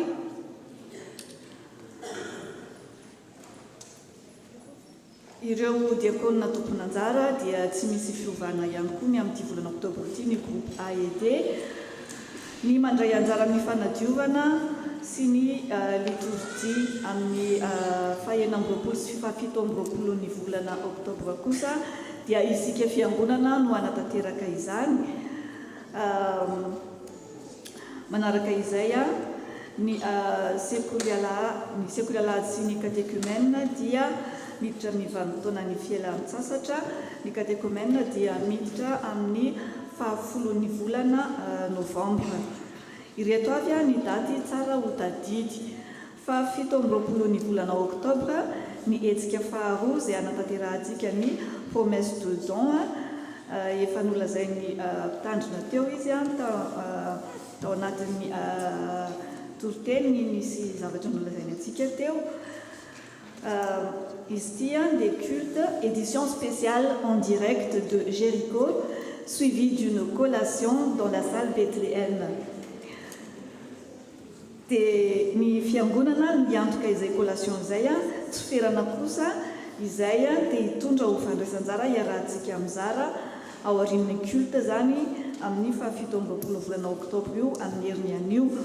Ao aorian'izao filazandrara zao dia andray anjara fitenenana ny mpitandrina nazava amintsika misimisy kokoa ny mahakasika izay.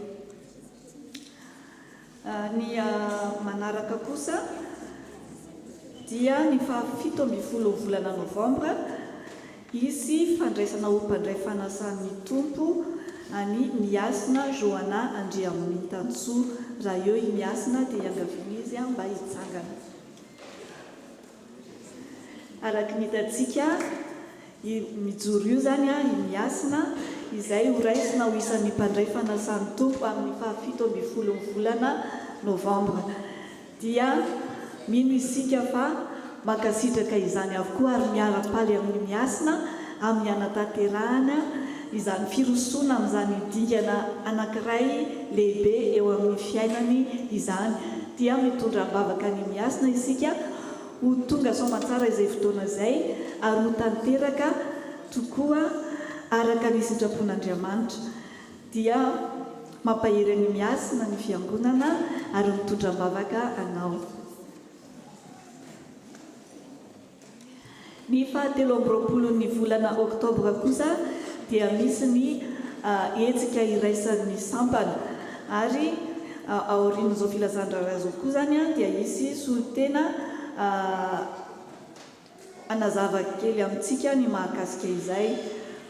Ka ny fandaminana amin'ny fandraisam-pitenenana zany dia ny solitena avy amin'ny sampana no mandray fitenenana mialoha, ary manaraka izay ny mpitandrina manao ny fanentanana sy fanazavana momba ny hetsiky ny fiangonana. Ny vaovao manaraka kosa ny sampana vehivavy kristianina sy ny sampana lehilahy kristianina dia manatanteraka ny manatanteraka ny fiaonana rencontre nationale any Maseb, Toulouse ka misy solotena eto amintsika lasa any amin'izao fotoana izao dia mitondra mavaka azy ireo isika mba ho tafaverina somatsara izy ireo anio. Avy amin'ny Trezemada, association d'entraide et sociale, misy ny fiarabana teraka dia anio zany no anatanterantsika ny fiarabana ny fianakaviana Randrianarvelorova sy Mirina izay nahazo zazavavy fity Randrianarvelo ary koa Lalay Arimalala Asina Simbola izay nahazo zazalahy Arena Lalay Arimalala ka aorian'ireo fandraisam-pitenenana anankiroa no anatanterantsika izany fiarabana izany. Ny centre médico-social kosa dia ny fotoanantsika manaraka indray zany ho an'ireo izay anao ny fizaham-pahasalamana dia amin'ny faharoan'ny volana novembre ary toy izay koa ny permanence ny assistante sociale izay manomboka amin'ny 10 ora ka hatramin'ny 12 ora tsy adino ny misoratra anarana amin'ireo tompon'andraikitra. Ny karate kosa dia mitoy hatrany isaky ny asabotsy hariva amin'ny 10 ora miaraka amin'ny Monsieur Augustin. Toy izao kosa ny rakitra izay voaraintsika tamin'ny 17 volana Oktobre. Izany dia mitotaly 973,70 € ary ny fitsinjarany dia hitantsika eo amin'ny fafana.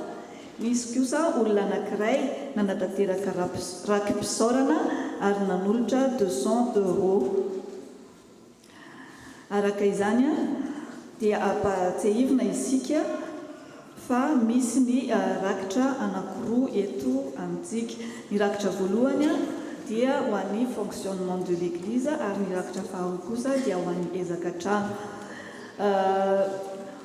Ho an'izay mampiasa carte bancaire na paiement par téléphone dia misy ny terminal bancaire ery aorina ery. Ho an'izay manaraka kosa amin'ny alalan'ny tambazotra dia misy ny QR code izay hitantsika miseho eo amin'ny écran dia izany dia ahafahantsika manatanteraka ny fanatitra amin'ny alalan'ny PayPal. Ny ekipa finance kosa dia vonina hatrany handray ny voaloham-bokatra sy ny fanomezana izay atolontsika etsy aorina. Ny banque alimentaire kosa dia misokatra trano ho antsika izay mila izany dia hitantsika ao amin'ny salle Carmel ary raha tsy hitantsika ny toerana misy azy dia azontsika ataony manantona ny tompon'andraikitra. Ireo izay afaka manatevina manome kosa ho fanatevenana izany banque alimentaire izany dia raisina Antanandroa azontsika ataony manantona tompon'andraikitra amin'izany. Dia izay indray ary ireo vaovao sy asa miandry eto amin'ny tafontsika.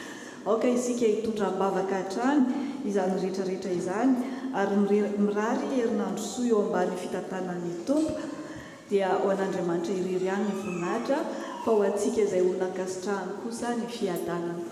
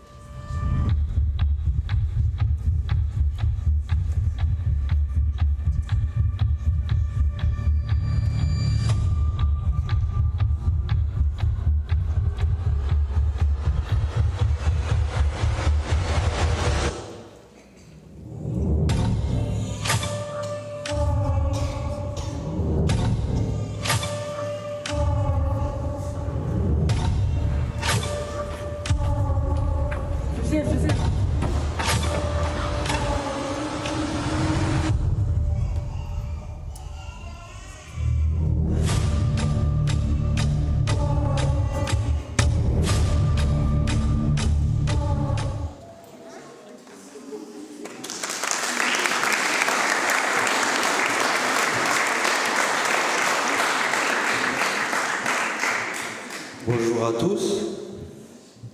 Du coup, je me présente devant vous pour vous parler de la levée de fonds des 8 Saint-Pan. Suite à la vidéo que vous venez de voir, nous allons vous présenter un film inédit. Une grande première dans notre église. Réalisé avec une équipe de qualité et des acteurs dignes des grands films hollywoodiens.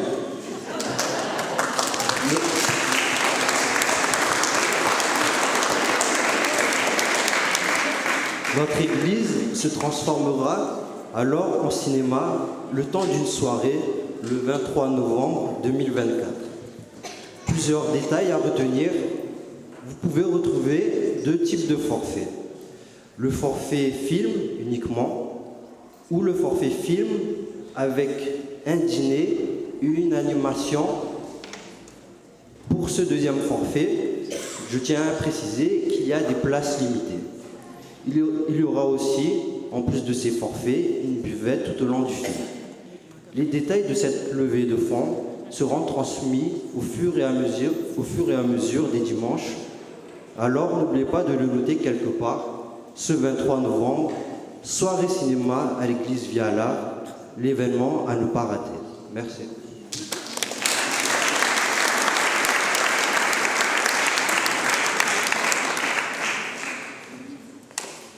Et tout est dit dans la prédication, je ne vais plus rajouter grande chose en fait, parce que on m'a demandé de parler, donc je parle dimanche prochain à la suite d'un...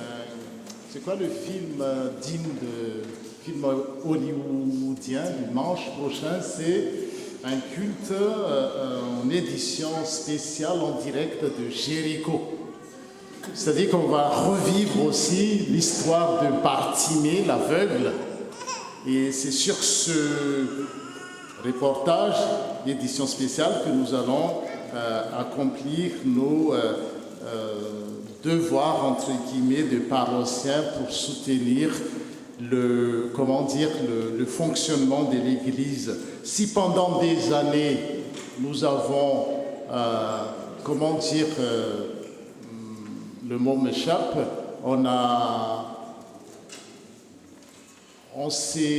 mince, un trou. En fait, l'Église dépendait des étiquettes, des événements. On a fait venir plusieurs artistes, que ce soit venant de Madagascar ou en France. On a fait des ampitlous de repas d'église et tout ça pour soutenir le fonctionnement de l'Église, soutenir financièrement. Et depuis l'année dernière, l'Assemblée générale a décidé que, comme Gédéon, quand Dieu veut faire des choses, ça commence par les responsables de l'intérieur. Donc, je fais appel à toutes les familles, à tous les responsables à soutenir ce dimanche qu'on va faire, cet appel aux dons, en fait, promesse de dons, dimanche prochain. Et le titre, vous verrez sur les tableaux, « Prends courage, lève-toi, il t'appelle ». C'est une parole de la foule à Bartimée, l'aveugle, parce qu'il y a quelque chose qui va se passer et vous verrez la suite de l'histoire. Non seulement qu'il a retrouvé la vue, Bartimée, mais il se met à la suite de Jésus-Christ. Voilà le moment fort de ce dimanche.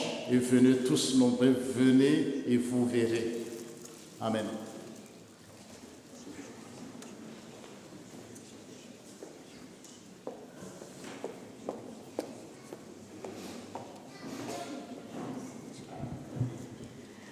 Juste un petit rappel. Notre budget à atteindre pour ce ETC, c'est 10 370 €. La semaine du 13, il y avait 10 familles qui ont fait une promesse de 3 100 €. Donc, au jour d'aujourd'hui, il nous reste 3 580 € à atteindre. Gloire au Seigneur pour ce que nous avons déjà fait jusqu'ici, parce que c'est énorme. Et nous sommes sûrs que nous allons atteindre notre objectif. et même plus, parce que c'est Dieu qui est avec nous. Amen.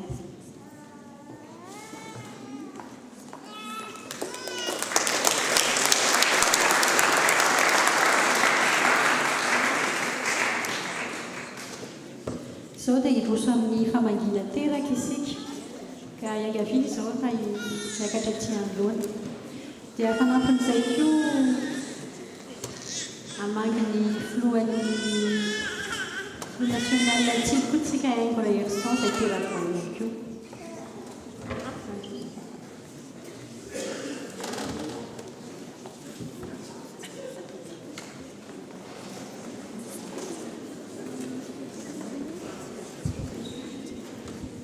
Komety ny tafo mangatahana mangakangan zany tsika tsy izay mivady no arabana teraka.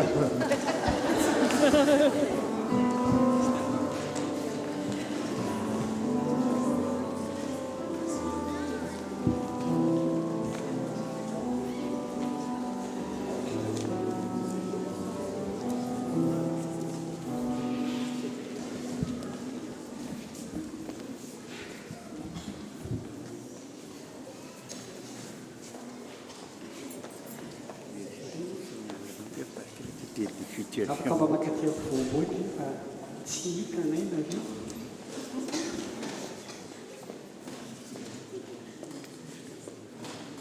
Sotrako.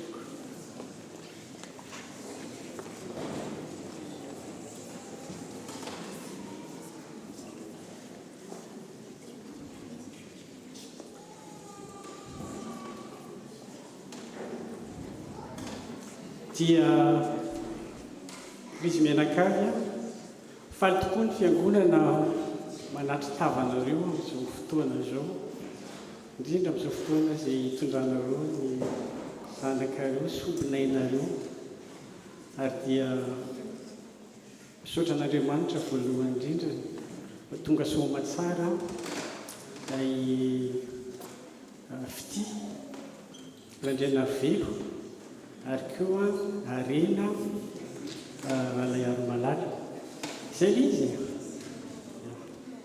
Dia arak'izany dia hoy ny teny malagasy hoe tera-tao ny voninahitra ary tera-bavy matsa ho an'ilay aman-dreny. Dia isorantsika hoe any tompo noho izany fahasoavana lehibe izay natobany ho aminareo izany, ary tsy nareo rery no nazo amin'ny fahasoavana izany fa ny fiangonana koa, ny fianakavianareo mitatra ary ny vahoakan'Andriamanitra koa mitombo isan'indray. Dia ho azy rery ny voninahitra. Koa dia amin'ny anaran'ny fiangonana manontolo tarihan'ny mpitandrina sy ny filoha izay manatrika antsika etona no entina miarabanareo nomen'Andriamanitra diby solofo ary fary. Koa dia mangavy ny fiangonana mba hitehaka mafy be hanamafika ny fiaraka amin'izany.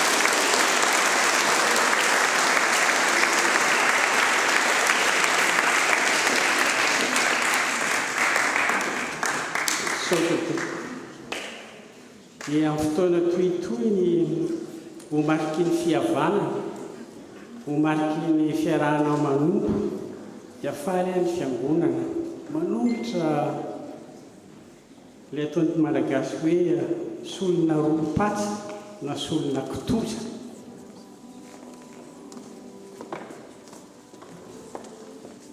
Kely fa ny fomanohitra tompokoa no feno dia feno, asesiky ny fifaliana ary asesiky ny fitiavana ihany koa.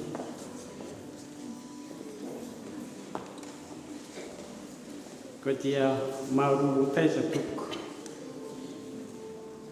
Eto am-pamarana narasitraka ireo dia hiaraka hivavaka isika. Hivavaka aritsika. Andriamanitra ray io,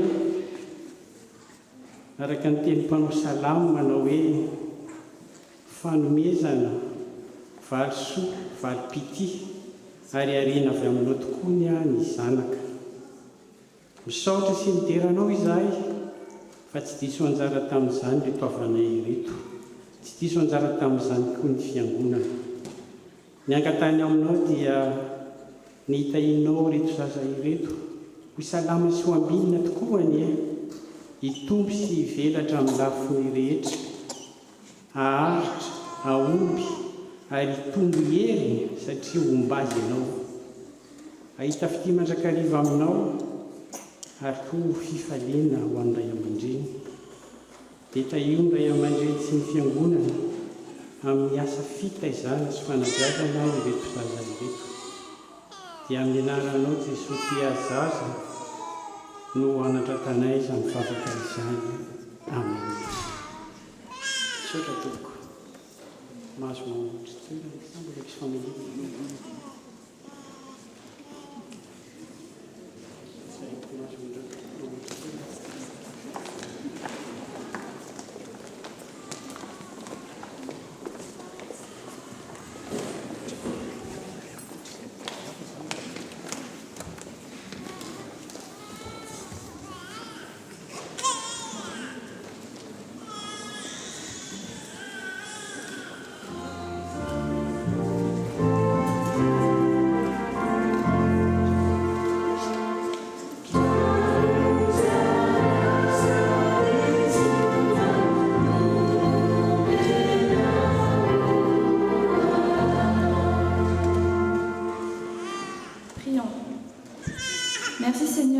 D'avoir donné cette église pour que nous puissions nous réunir pour te louer.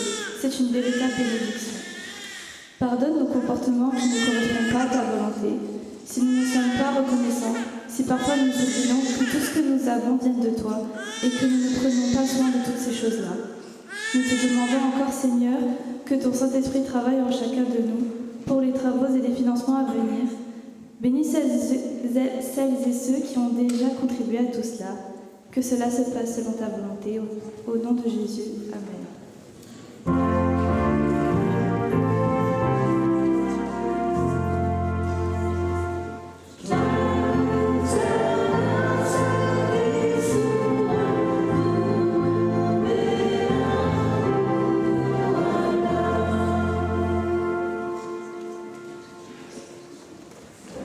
Sao dia rosa amin'ny rakitra isika ka ataontsika ny FFPM 310.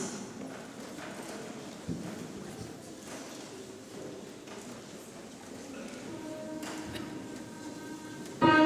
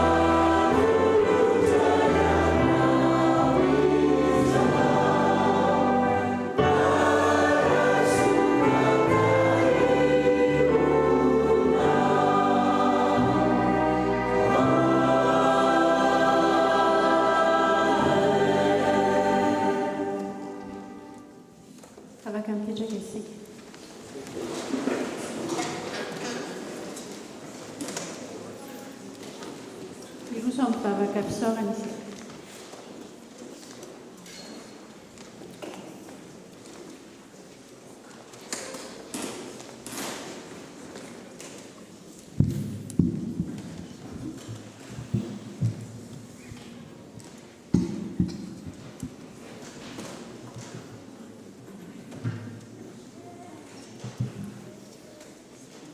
Je vous invite à la prière. Seigneur, nous te remercions de nous avoir accompagnés tout au long de ce culte, mais aussi dans nos vies respectives. Merci d'avoir été là dans les bons comme dans les mauvais moments. Pardonne-nous de tous nos péchés, que l'on puisse jour après jour grandir avec toi et devenir meilleurs selon tes désirs.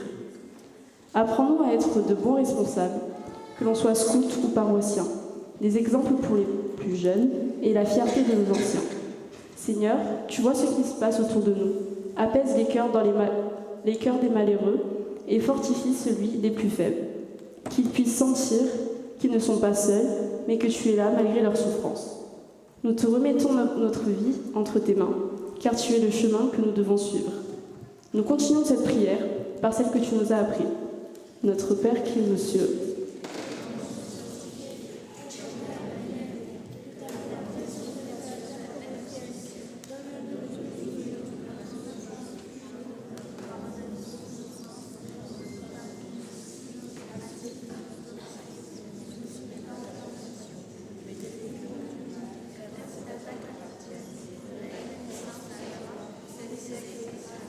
Amen.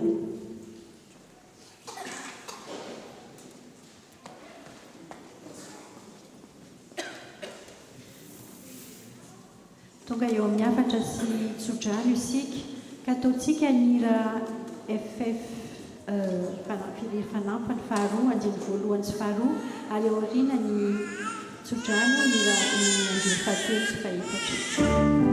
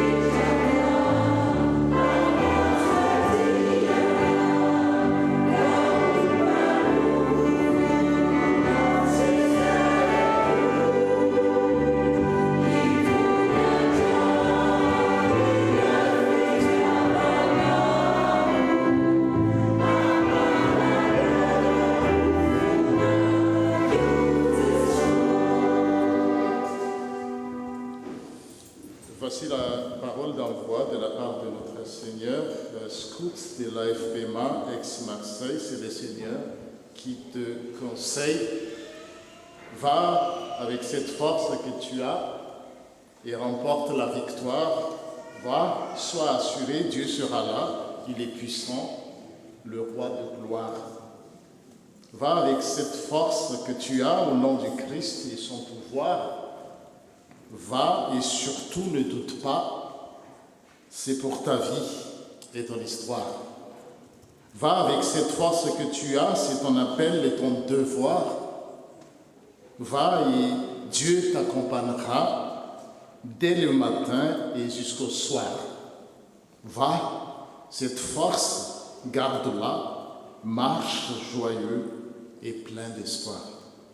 Va et l'ennemi, tu vaincras. Il l'a dit, à toi de croire.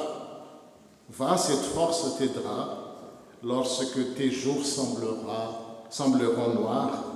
Va, mais souviens-toi de cela. Sur cette force, tu dois t'asseoir. Recevons la bénédiction de notre Seigneur Jésus-Christ. Que Dieu garde votre être entier, esprit, l'âme et le corps. Il garde tout cela irréprochable pour le jour où viendra notre Seigneur Jésus-Christ. Andriamanitra ny fiadanana ny anamasina anareo manontolo ka ho voatahiry avokoa ny fanahinareo sy ny ainareo ary ny tenanareo ho tanteraka ka tsy hanatsimy amin'ny fiavian'i Jesosy Kristy Tompo. Amen.